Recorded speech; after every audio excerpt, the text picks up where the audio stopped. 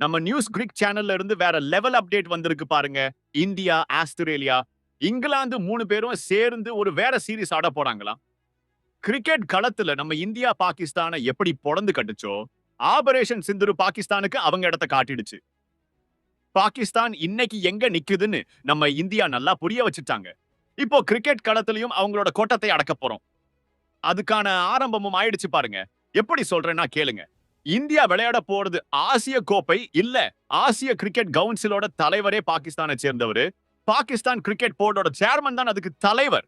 ஆனா நம்ம இந்தியா என்ன சொல்லிட்டாங்கன்னா, நாங்க 2025 ஆசிய கோப்பையில விளையாட மாட்டோம் கராரா சொல்லிட்டாங்க.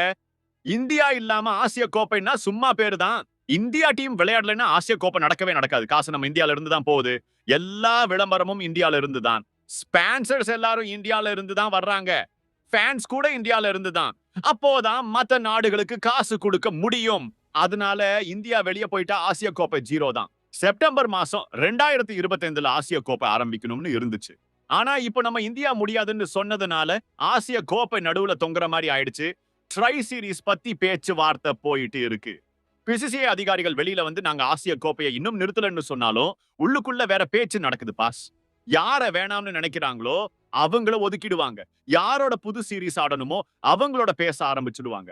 இப்போ என்ன சொல்றாங்கன்னா, நம்ம இந்திய டீம் அந்த ஆசிய கோப்பை ஷெட்யூல தூக்கி போட்டுட்டு ஒரு ட்ரை சீரிஸ் ஆடலாம்னு இருக்காங்களாம். அதுவும் 3 பெரிய நாடுகள். India versus Australia versus England. இவங்க 3 பேரும் மோதுற மாதிரி ஒரு சீரிஸ் நடக்கலாம். ரொம்ப நாளா நம்ம இந்திய டீம் ட்ரை சீரிஸ் விளையாடவே இல்ல. ஆசிய கோப்பை விளையாடி நீங்க யார வாழ வைக்கிறீங்க? பாகிஸ்தான தானே. அவங்க வந்து ஆசிய கோப்பை விளையாடுவாங்க. கோடிக்கணக்கா சம்பாதிச்சுட்டு போயிடுவாங்க. ஆனா இந்த தடவை நீங்க அவங்களோட விளையாடலைன்னா பாகிஸ்தான் கிரிக்கெட் காலி. நீங்க இந்த சீரிஸ் விளையாடுங்க. உங்களுக்கும் காசு வரும், ஆஸ்திரேலியாவுக்கும் வரும், இங்கிலாந்துக்கும் வரும். நமக்கு எந்த பிரச்சனையும் இல்ல. ஆஸ்திரேலியா, இங்கிலாந்து ஷெட்யூலும் ஃப்ரீயா தான் இருக்கு. அந்த சமயத்துல ஆஸ்திரேலியா, இங்கிலாந்து பிளேயர்ஸ் எல்லாரும் கிடைப்பாங்க. அப்போ நீங்க ஒரு சூப்பரான சீரிஸ் நடத்தலாம். 3 நாடும் சேர்ந்து ட்ரை சீரிஸ் ஆடலாம். இப்போ என்ன நியூஸ் வருதுன்னா ஆஸ்திரேலியாவுக்கும் ஓகேவாம், இங்கிலாந்துக்கும் ஓகேவாம். நம்ம இந்தியாவுக்கு இதுதான் வேணும். ஆசிய கோப்பை போயிட்டு ட்ரை சீரிஸ் வரணும். பேக் கிரிக்கெட்டுக்கு 200 கோடி நஷ்டம். இந்த ஆசிய கோப்பை நடக்கலன்னா பாகிஸ்தானுக்கு 15% ஷேர் கிடைக்காது. அந்த 15% எவ்வளவு தெரியுமா?